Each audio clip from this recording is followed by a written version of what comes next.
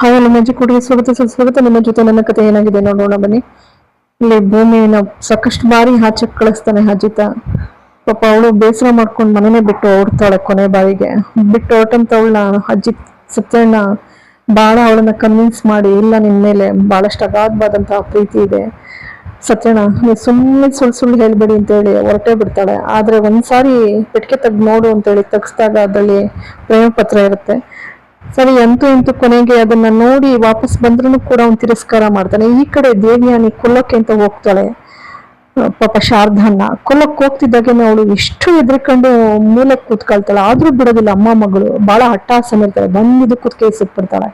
ಶಾರದಾ ಬಿಡೋದೇ ಇಲ್ಲ, ಬಿಗ್ಗಿಯಾಗಿ ಇಟ್ಕೊಳ್ತಾಳೆ. ಹಿಂದೆ ಏನೆಲ್ಲ ಅವಳಿಗೆ ಮಾಡಿದ್ಲ ಆ ರೋಷ ಎಲ್ಲ ಅದ್ರಲ್ಲಿ ತೋರಿಸ್ತಾ ಇರ್ತಾಳೆ.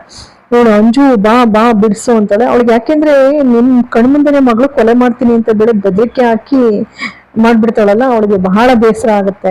ಆ ಸಿಟ್ಟನ್ನೆಲ್ಲ ಅವಳ ಕುತ್ಕಿ ಇಸ್ಕೋದ್ರ ಮೂಲಕ ತೋರ್ಸ್ಕೊಳ್ತಾಳೆ. ಬಿಡೋದೇ ಇಲ್ಲ. ಏನ್ ಮಾಡಿದ್ರು ಬಿಗ್ಗಿಯಾಗಿ ಹಿಡ್ಕೊಂಡು, ಅಂತೂ ಯಾರು ಬರ್ದಿದ್ರೆ ಅವ್ಳು ಸತ್ತೇ ಬಿಡೋಣ. ಅಜಿತ ಓಡ್ ಬರ್ತಾನೆ.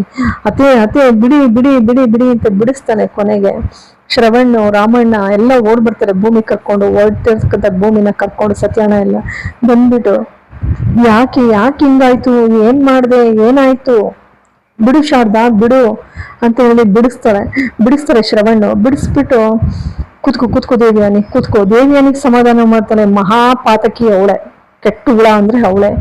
ನಂತರ ಶಾರದಮ್ಮನ್ನು ಏನ್ ಮಾಡಿದ್ರು ಸಮಾಧಾನ ಮಾಡಕ್ಕಾಗಲ್ಲ. ಯಾಕೆಂದ್ರೆ ನನ್ನ ಮಗಳು ನನ್ ಕಣ್ಮುಂದೆ ಕೊಲ್ತೀನಿ ಅಂತ ಅಂತಾಳಲ್ಲ, ಅವ್ರಿಗೆ ಎಲ್ಲೋ ಒಂದ್ ಕಡೆ ಪ್ರಜ್ಞೆ ಸಂಪೂರ್ಣ ಇದೆ. ಅವ್ರ ಪಾಪ ಈ ದೇವಿಯಾನಿ ಬೈಕೆ ಆದ್ರೂ ತೋರ್ಸ್ಕೊಳ್ತಾ ಇಲ್ಲ. ಭೂಮಿ ನನ್ನ ಮಗಳು ಅನ್ನೋದು ಕೂಡ ಗೊತ್ತಿದೆ. ಮತ್ತೆ ಕುತ್ಕಿ ಹಿಡ್ಕೊಳಕ್ ಹೋಗ್ತಾರೆ. ಭೂಮಿ ಬಿಡೋದಿಲ್ಲ. ಅಮ್ಮ ಅಂತ ಕೂಕ್ಕ ಬಿಡ್ತಾಳೆ. ಕೂಕ್ಕಂದ ತಕ್ಷಣ ಶಾರದಾ ಅಪ್ಕೊಂಡು ಅಳಕ್ ಶುರು ಮಾಡ್ತಾಳೆ. ಅದ್ ನೋಡ್ತಿದ್ದ ಹಾಗೇನೆ ಶ್ರವಣ್ಣು ಬಹಳಷ್ಟು ಭಾವುಕ ಆಗ್ಬಿಡ್ತಾಳೆ. ಆ ದೃಶ್ಯ ನೋಡಿ. ಈ ಪಾಪಿ ದೇವಿಯಾನಿಗೆ ಏನಾದ್ರು ಗೊತ್ತಾಗ್ಬಿಡ್ತಾ ಭೂಮಿ ಮಗಳು ಅನ್ನೋದು ಅಂತ ಹೇಳಿ ಅವಳಿಗೆ ಆಶ್ಚರ್ಯ ಆಗತ್ತೆ.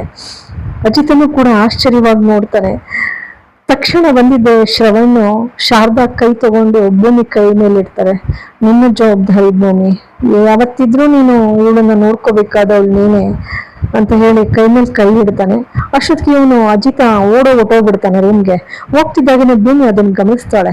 ಯಾಕೆಂದ್ರೆ ಅವನು ಅಷ್ಟು ರ್ಯಾಶ್ ಆಗಿ ಮಾತಾಡ್ತಾನೆ. ನೀನು ಹೋಗ್ಬೇಕು ಅಂದ್ರೆ ಹೋಗ್ಬೇಕು, ಈ ಮನೆ ಬಿಟ್ಟು ಹೋಗ್ತಾ ಇರು ಅಂತ ಹೇಳಿ ಬಹಳನೇ ಗುಡುಗ್ಬಿಟ್ಟಿರ್ತಾನೆ. ಮನಸ್ಸಿನೊಳಗೆ ಪ್ರೀತಿ. ಆದ್ರೆ ಅವ್ರ ಅಮ್ಮ ಕಣ್ಮುಂದೆ ಬಂದಾಗ ಇಷ್ಟಕ್ಕೆಲ್ಲ ಅನಾಹುತಕ್ಕೆ ಇವಳೆ ಕಾರಣ ಆದ್ಲಲ್ಲ, ನಮ್ಮಮ್ಮ ಬೆಡ್ ಮೇಲೆ ಇವತ್ತು ಮಲಗಕ್ಕೆ ಇವಳೆ ಕಾರಣ ಅಲ್ಲ ಹಾಸಿಗೆ ಹಿಡಿಯೋಕೆ ಅಂತ ಹೇಳಿ ಅರ್ಚಿಸ್ತಾನೆ, ಅಬ್ಬರಿಸ್ತಾನೆ.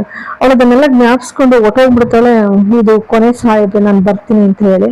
ಹಾಗಂತ ಹೋಗ್ತಿದ್ದಾಗೇನೆ ಶ್ರವಣ್ಣು ಶಾರದಾನ್ ನೋಡ್ತಾನೆ. ಶಾರದಾ ಬಿಕ್ಕಿ ಬಿಕ್ಕಿ ಅಳ್ತಾ ಕೂತ್ಬಿಡ್ತಾಳೆ ಪಾಪ. ಅಂದ್ರೆ ಶ್ರವಣ ನೋಡಿದ್ದೇವಿಯಾ, ನೀನು ನನ್ನ ರೂಮಿಗೆ ಬರ್ತೀವಿ. ಇಲ್ಲ ಬಾಬಾ, ನಿಮ್ಗೆ ಶಾರದಾ ಅವಶ್ಯಕತೆ ಇದೆ. ಇಲ್ಲ ಏನಾಯ್ತು, ಏನ್ ಮಾಡ್ದೆ?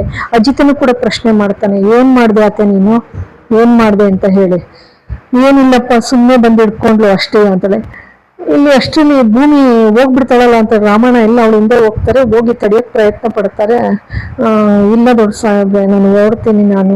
ಯಾಕೆಂದ್ರೆ ಒಂದು ತವ್ರ ಮನೆಗೆ ಹೋಗ್ಬೇಕಾದ್ರೆ ಗಂಡ ತಡಿಲಿ ನನ್ನನ್ನ ಅಂತ ಬಯಸೋ ಅಂತ ಹೆಣ್ಣಿನ ಮನ್ಸು ಇದಾಗಿರ್ಬೇಕಾದ್ರೆ, ನೀನ್ ನನ್ ಕಣ್ಮುಂದೆ ಇರ್ಬೇಡ, ನೀನ್ ನೋಡಕ್ಕೂ ನನಗೆ ಇಷ್ಟ ಇಲ್ಲ, ಹೋಗು ಅಂದಾಗ ನನಗೂ ಸ್ವಾಭಿಮಾನ ಮನ್ಸು ಇದೆ ಅಂತ ಅಂತಾಳೆ. ಅಷ್ಟರಲ್ಲಿ ರಾಮಣ್ಣ ಸತ್ಯನಿಗೆ, ಸತ್ಯ ಹೋಗು, ಅವ್ನು ಕರ್ಕೋಬ, ಒಂದು ನಿಮಿಷದಲ್ಲಿ ಅವ್ನು ಇಲ್ಲಿರ್ಬೇಕು, ಅವ್ನ ಹೆಂಡ್ತಿನ ಅವ್ನು ಉಳಿಸ್ಕೋಬೇಕು ಅಂತ ಹೇಳ್ತಾರೆ.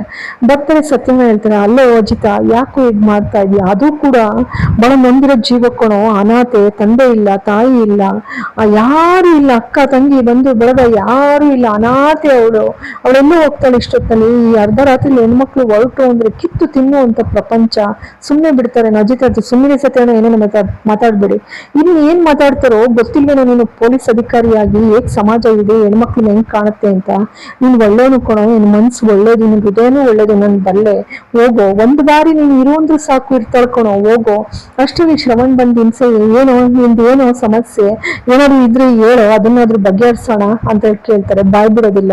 ಮಾಮ ಅದನ್ನೇ ಹೇಳೋ, ಕೇಳೋಣ. ಸತ್ಯ, ನೀನಷ್ಟು ಕ್ಲೋಸ್ ಫ್ರೆಂಡ್ ಅಲ್ಲ, ನಿನ್ ಜೊತೆ ಹೇಳ್ಕೊಂಡು ಅದೇನ್ ಹೇಳೋ, ಅದನ್ನೇ ಏನು ಅಂತ ಹೇಳು ಮತ್ತೆ ಮಾವ ಅಂತಾನೆ. ನೋಡು, ನೀನು ಇವತ್ತು ಶಾರದಾ ಎಲ್ರನ್ನೂ ಕೂಡ ಗುರ್ತೊಚ್ಚೋ ಮಟ್ಟಕ್ಕೆ ಬಂದಿದ್ದಾಳೆ. ಇವತ್ತು ನಡೆದಾಡ್ತಾಳೆ, ಒಂದು ಮೂಲೆಯಲ್ಲಿ ಕೂತ್ಕೊಳ್ಳೋಳು. ಭೂಮಿ ಅಂತೇಳಿ ಗುರ್ತಚ್ಚಿ ಅವಳನ್ನ ಬಹಳ ಅಗಾಧವಾಗಿ ಹಚ್ಕೊಂಡಿದ್ದಾಳೆ. ಮರಳಿ ನನಗೆ ಜೀವನ ಕೊಡೋ ನನ್ನ ಶಾರದನ್ ಜೊತೆ, ಅವಳ ಜೊತೆ ಬದುಕ್ಬೇಕು ಕಣೋ ನಾನು, ಮರಳಿ ಕೊಡೋ ನನ್ನ ಶಾರದನ್ನ, ಭೂಮಿಯಿಂದ ಮಾತ್ರ ಸಾಧ್ಯ ಕಣೋ, ಉಳಿಸೋ ಭೂಮಿನ ಅಂತ ಹೇಳ್ತಾರೆ. ಹಂಗಂತಿದ್ದಾಗೇನೆ ಅಜಿತ ಓಡ್ ಬರ್ತಾನೆ. ಬಂದವನು, ಮಾವ ಅಪ್ಪ ನಾನೊಂದು ಗಳಿಗೆ ಮಾತಾಡ್ಬೇಕು ಭೂಮಿ ಜೊತೆ ಅಂತಾರೆ. ಎಲ್ರು ಓಡ್ತಾರೆ. ಸರಿ ಸತ್ಯ ನಿನಗೆ ಬೇರೆ ಹೇಳ್ಬೇಕಾ ಬಾ ಅಂತ ಶ್ರವಣ ಕರ್ಕೊಂಡು ಹೋಗ್ತಾರೆ. ಬಾಗಿಲ ಮರನಲ್ಲಿ ನಿಂತ್ಕೊಂತಾರೆ. ನಿಂತ್ಕೊಂಡಾಗ ಅಜಿತ ಹೇಳ್ತಾನೆ, ನೋಡು ಭೂಮಿ, ನಿನ್ನ ಇರಬಾರ್ದು ಅನ್ನೋದಕ್ಕೆ ನಾನಾ ಕಾರಣಗಳಿದ್ದಾವೆ, ಆದ್ರೆ ನೀನು ಇಲ್ಲಿರ್ಲೇಬೇಕು ಅನ್ನೋದಕ್ಕೆ ಬಹಳಷ್ಟು ಮುಖ್ಯವಾದ ಕಾರಣ ಅಂದ್ರೆ ಇವತ್ತು ಶಾರದತ್ತೆ ಬಂದಾಗ ಹೇಗಿದ್ರು, ನಿನ್ನಿಂದ ನಿನ್ನ ಆರೈಕೆಯಿಂದ ಎಷ್ಟು ಅವರಲ್ಲಿ ಬೇಗನೆ ಚೇತರಿಕೆ ಕಾಣ್ತು. ಇವತ್ತು ಕೂಡ ಅಷ್ಟೇ ಬೇಗನೆ ಚೇತರಿಸ್ಕೊಳ್ತಾ ಇದ್ದಾರೆ. ಜೊತೆಗೆ ಎಲ್ರನ್ನು ಗುರ್ತಚ್ಚುತ್ತಾರೆ. ನೀನು ಅಂದ್ರೆ ಅಷ್ಟೇ ಹಚ್ಕೊಂಡಿದ್ದಾರೆ. ಅವ್ರಿಗೋಸ್ಕರ ನೀನು ಈ ಮನೆಗೆ ವಾಪಸ್ ಬರ್ಬೇಕು ಭೂಮಿ, ನೀನು ಇರ್ಬೇಕು ಭೂಮಿಯಲ್ಲಿ ಅಂತ ಹೇಳ್ತಾನೆ. ಹಂಗಂದ ತಕ್ಷಣ ಭೂಮಿ ಪಾಪ ಶ್ರವಣ ಕೂಡ ಬೇಡ್ಕೊಂಡಿರ್ತಾರಲ್ಲ, ಶ್ರವಣಗೋಸ್ಕರ ಮರು ಮಾತಾಡದೆ ಒಳಕ್ಕೆ ಹೆಜ್ಜೆ ಇಡ್ತಾಳೆ.